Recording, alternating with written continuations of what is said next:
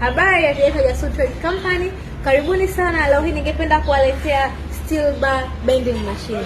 Steel bar bending machine hii inatumia umeme na pia inakunja vyuma pamoja na nondo mbalimbali katika maumbo yatakayo wewe, kwa mfano pembe 3 au pembe 4.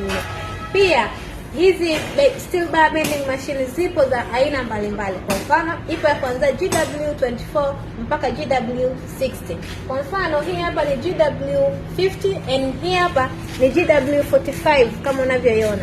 Lakini zipo kuanzia GW24, 35, inafuata 40, 42, 45, 50, 55 and 60 kama unavyoziona hapa kwenye hii manyo.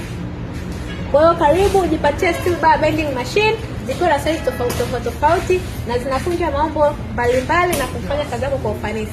Karibuni sana Jasusi Trade Company, tunapatikana Tegeta Mbuyuni. Ciao.